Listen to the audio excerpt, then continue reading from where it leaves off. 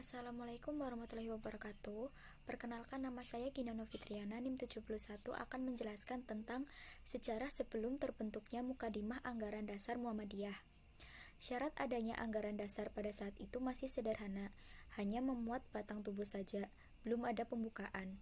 Perumusan Mukadimah Anggaran Dasar Muhammadiyah baru terrealisasi pada masa Muhammadiyah di bawah kepemimpinan Kyai Haji Bagus Hadi Kusumo pada tahun 1942 sampai 1953. Yang kedua itu ada sejarah perumusan Mukadimah Anggaran Dasar Muhammadiyah.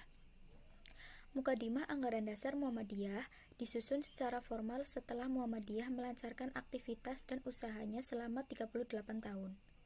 Kyai Haji Ahmad Dahlan dalam mendirikan Muhammadiyah mengacu kepada Al-Quran. Yang pertama kali merumuskan Mukadimah Anggaran Dasar adalah Ki Bagus yang pertama kali diperkenalkan dalam Muktamar Darurat pada tahun 1946 di Yogyakarta dan disempurnakan oleh Profesor Dr. Hamka dan kawan-kawannya yang isinya menitik beratkan pada peranannya dan sumbang asih Muhammadiyah dalam mengisi kemerdekaan dan pembangunan negara. Ya, selanjutnya faktor-faktor yang melatar belakangi Mukadimah Anggaran Dasar Muhammadiyah. Yang pertama, belum adanya rumusan formal tentang dasar dan cita-cita perjuangan Muhammadiyah. Yang kedua, kehidupan rohani warga Muhammadiyah menampakkan gejala menurun akibat pengaruh kehidupan duniawi. Yang ketiga, makin kuatnya berbagai pengaruh alam pikiran luar yang langsung atau tidak langsung bersinggungan dengan faham dan keyakinan hidup Muhammadiyah. Yang keempat, dorongan disusunnya pembukaan Undang-Undang Dasar 1945. Selanjutnya, hakikat dan fungsi Mukadimah Anggaran Dasar Muhammadiyah. Hakikat Mukadimah Anggaran Dasar Muhammadiyah pada hakikatnya merupakan suatu kesimpulan dari perintah dan ajaran Al-Quran dan As-Sunnah tentang pengabdian manusia kepada Allah Subhanahu wa Ta'ala. Selanjutnya, fungsi Mukadimah Anggaran Dasar Muhammadiyah merupakan jiwa, nafas, dan semangat pengabdian dan perjuangan ke dalam tubuh dan segala gerak organisasinya. Selanjutnya yaitu hidup Islami warga Muhammadiyah. Pedoman hidup Islami warga Muhammadiyah adalah seperangkat nilai dan norma Islami yang bersumber pada Al-Quran dan Sunnah. A. Kehidupan pribadi. Dalam akidah, setiap warga Muhammadiyah harus memiliki prinsip dan kesadaran imani berupa tauhid kepada Allah Subhanahu wa Ta'ala. Dalam akhlak, setiap warga Muhammadiyah dituntun untuk meneladani perilaku Nabi dalam mempraktikkan akhlak mulia, sehingga menjadi uswah hasanah yang diteladani oleh sesama berupa sifat siddiq, amanah, tabligh, dan fatonah.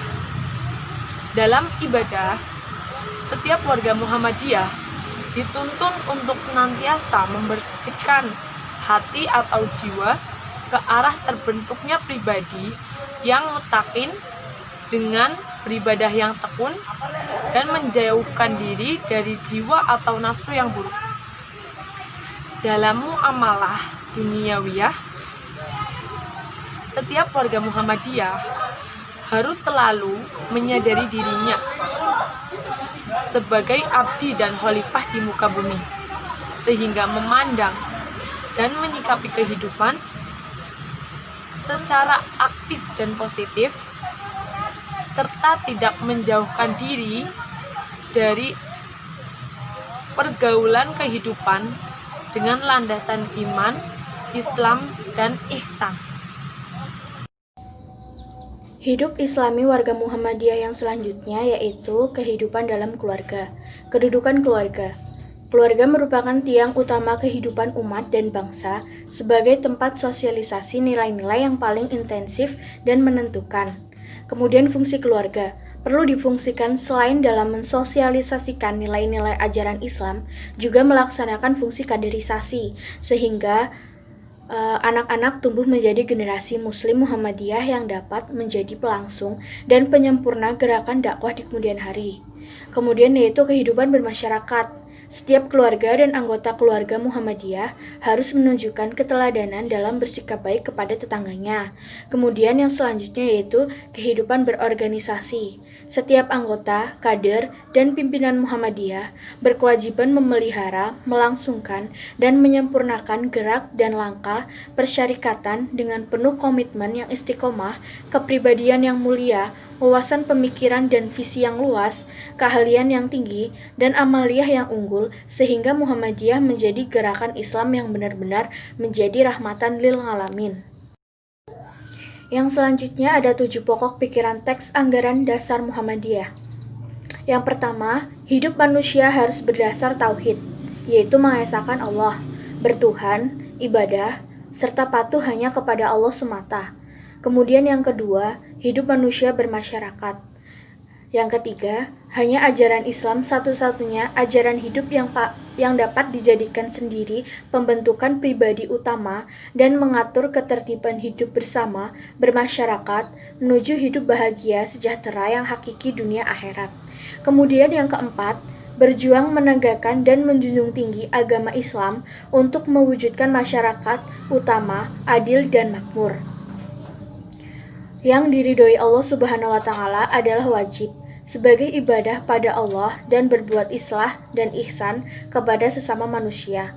Kemudian yang kelima, perjuangan menegakkan dan menjunjung tinggi agama Islam hanyalah akan berhasil bila dengan mengikuti jejak perjuangan para nabi, terutama perjuangan Nabi Muhammad. Kemudian yang keenam, perjuangan mewujudkan pokok-pokok pikiran seperti di atas hanya dapat dilaksanakan dengan sebaik-baiknya dan akan berhasil bila dengan cara organisasi. Yang ketujuh atau yang terakhir, seluruh perjuangan diarahkan kepada tercapainya tujuan Muhammadiyah, yaitu terwujudnya masyarakat utama, adil, dan makmur yang diridhoi Allah Subhanahu wa Ta'ala. Selanjutnya yaitu ada identitas dan asas Muhammadiyah. Muhammadiyah adalah gerakan Islam, dakwah amar ma'ruf nahi mungkar yang bersumber pada Al-Quran dan As-Sunnah. Selanjutnya, keanggotaan Muhammadiyah. Keanggotaan Muhammadiyah secara resmi diatur dalam anggaran dasar atau AD Muhammadiyah bab 4 pasal 8 ayat 1, di mana sebagai anggota Muhammadiyah terdiri dari anggota biasa, anggota luar biasa, dan anggota kehormatan. Yang ketiga itu ada keorganisasian Muhammadiyah. Penetapan organisasi Muhammadiyah diatur dalam AD Muhammadiyah bab 5 pasal 9 yang isinya ada ranting, cabang, daerah, wilayah, dan pusat.